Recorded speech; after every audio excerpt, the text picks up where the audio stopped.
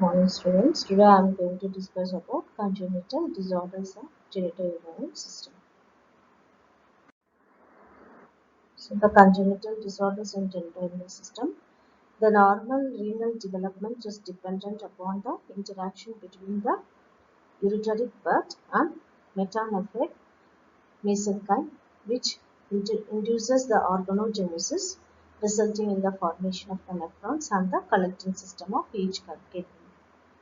So the neonatal kidney achieves the concentrating ability equivalent to adult's kidney by the age of 1 year. So the common congenital anomalies, renal anomalies are dysgenesis of the kidney. So there are first classification under dysgenesis.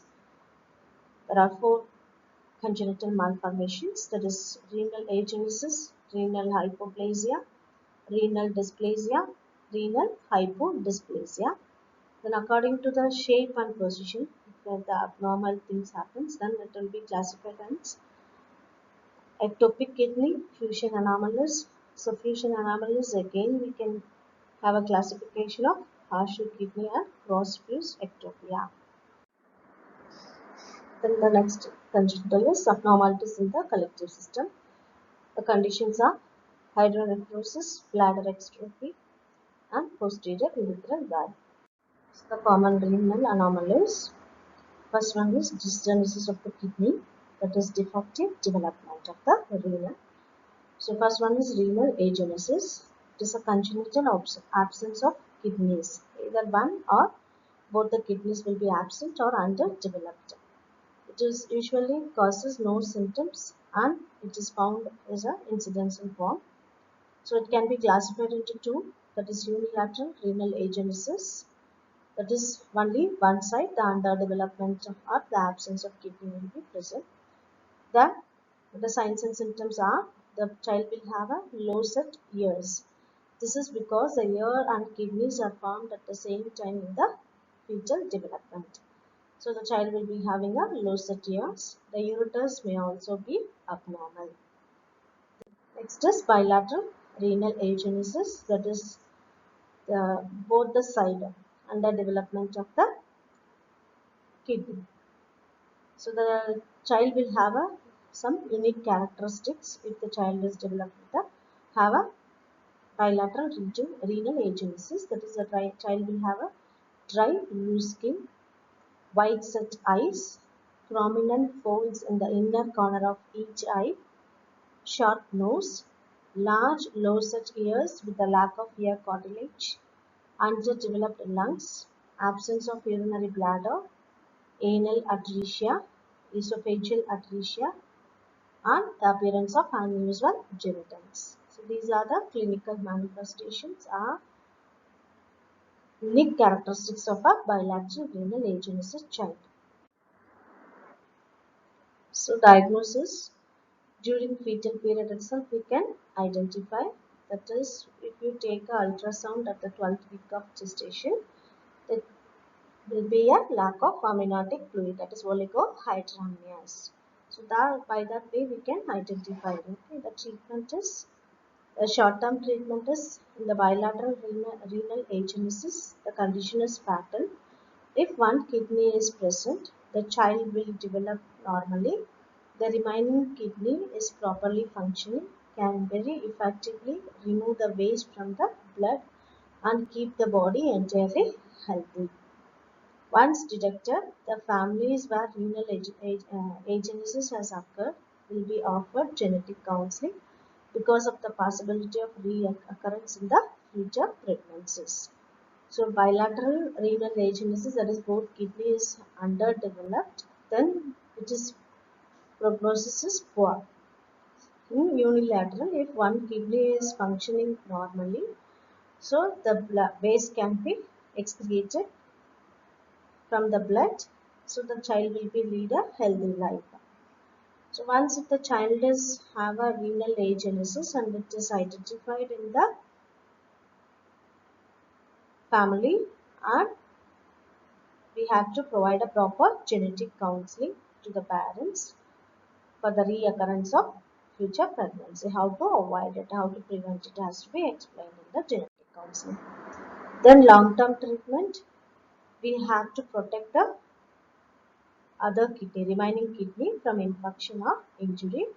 So the child has to come for a periodic examination and prompt treatment has to be provided to prevent the urinary tract infections. And we have to advise them or counsel them to avoid contact sports where the kidney could be injured. So that kind of sports related activity has to be avoided by the child. So this explanation has to be provided to the mother as well as to the child when the child is having a unilateral renal angiosis. The next one is renal hypoplasia. It is congenitally the kidney will be small in size because reduced number of nephrons. But the anatomical architecture, that is anatomically it will be normal. The nephrons numbers will be reduced. That is called as a renal hypoplasia. Then next one is renal dysplasia, the presence of malformed renal tissues elements, including primitive tubules, interstitial fibrosis, the presence of cartilage in the renal parenchyma. So these all will be malformed, that is primitive tubules, renal tubules, interstitial fibrosis, and renal parenchymal cells, the cartilages will be malformed. So this causes renal dysplasia. There are two types of renal dysplasia. One is bilateral and one is unilateral. Those who have bilateral disease, so they will have a severe deformities. So in bilateral cases, the newborn has a classic abnormal faces. That is, typical face shape features will be there. For example, moon face and all. Then characteristic of Porter syndrome. So due to the lack of amniotic fluid, there will be some physical features will be atypical. Okay, so that causes Porter, that is known as Porter syndrome. Example, the child due to insufficient amniotic fluid, which supports and protects to develop for the developing fetus. So if there is a lack of things, then this will cause some problems in the physical features or skeletal abnormalities. Sometimes this may lead to pulmonary hypoplasia also. So these are the things will be there in the Porter syndrome. So atypical facial features, pulmonary hypoplasia, and the child may be having a bilateral renal agencies also. These are the signs of Porter syndrome.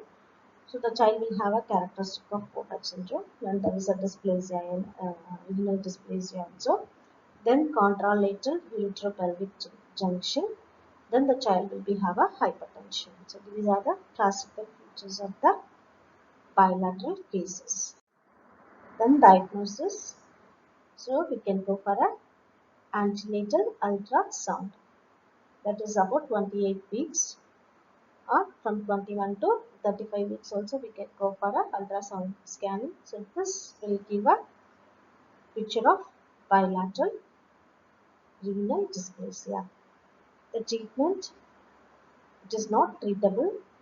So observe periodically for the first few years to ensure the child's kidney is functioning properly or not.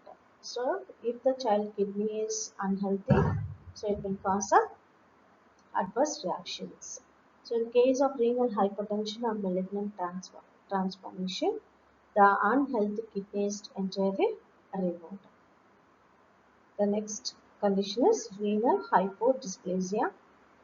So hypo means small number of nephrons.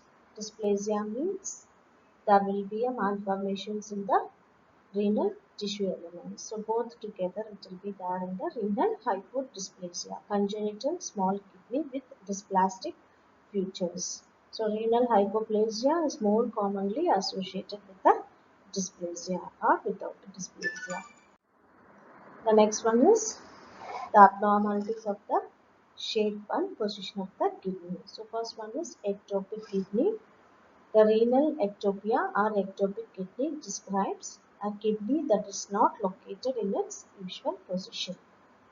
It results from the kidney failing to ascend from its origin in the true pelvis or from a superiorly ascended kidney located in the thoracic cavity. So that is called as a ectopic kidney. Ectopic means malposition. It will be present in the different area where the normal position has to be.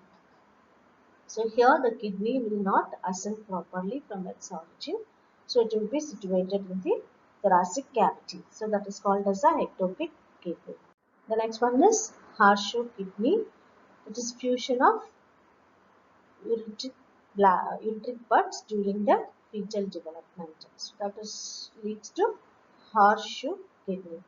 It develops when the lower poles of the kidney are fused in the midline due to the fusion of the ureteric buds during the fetal development. If you see the picture, you can come to know the lower pole of the kidney will be fused in the midline. So it provides like a horseshoe appearance. So this is named as a horseshoe kidney. These kidneys are more prone to develop a Wilms tumor, and diagnosis can be done by intravenous pyelogram. The surgery is indicated when uncontrolled urinary infections results in pyelonephritis. That time we have to take the child for surgical corrections. The next one is crossed fused ectopic. In these abnormalities, both the kidneys are located on the same side with two separate ureters arising from the respective kidneys. Kidneys will be located on the same side, either at the right or at the left side. But the ureter will be separate and from the respective kidney will be formed. The ureter arising from the crossed over kidneys travel back to the opposite side and inserts into the bladder. So it will be the ureter will arise normally from the each kidney, but what will be this will be crossed over at the back of the or opposite side of the kidney. So it will be directly connected to the bladder. So this will leads to obstruction. So this congenital anomaly is the result of abnormal development of the ureteric bud and metanephric blastema during the 4th and 8th week of gestation. So this is called as a cross-fused ectopia. That is, both the kidneys will be present at the same side and the ureter will be developed from each kidney normally,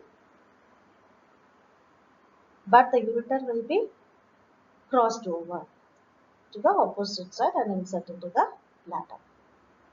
Next one is abnormalities of the collecting system. That is hydronephrosis. It is a dilatation of the renal pelvis which may be found as unilateral or bilateral. Either one side or both the side, there will be a dilatation of the renal pelvis.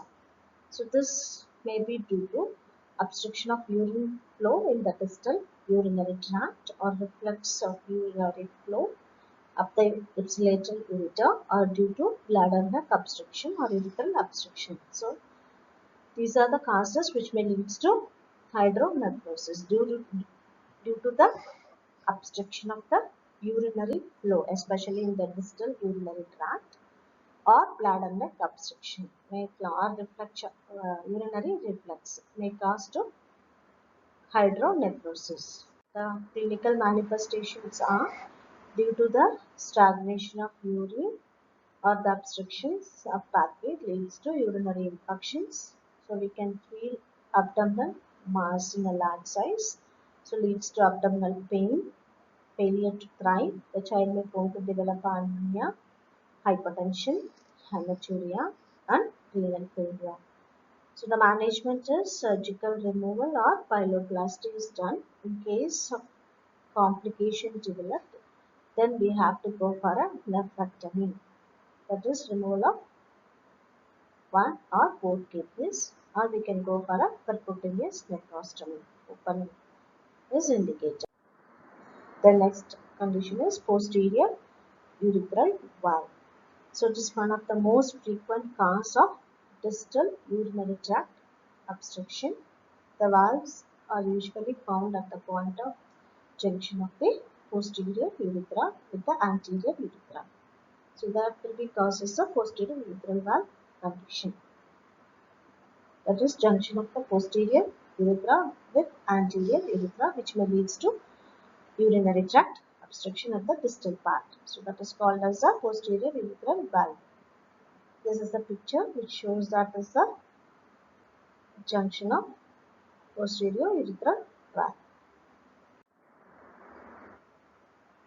The clinical manifestations are dribbling of urine, palpable bladder, poor urinary stream due to the obstruction, then voiding dysfunction, recurrent urinary tract infections, vomiting, so leads to failure to thrive, pulmonary hyperplasia and urosepsis. Management, it can be done by urinary catheterization. Then the definitive management is we have to go for a transurethral destruction of valvular leaflet by balloon catheter. Next is extrophy of bladder. So here there is a defect in the fusion of lower portion of the abdominal wall and the anterior wall of the bladder. So this causes the bladder will be everted through the opening and the bladder will be found in the lower part of the abdomen, that is just above the symphysis pubis. So this is known as a dystrophy of bladder.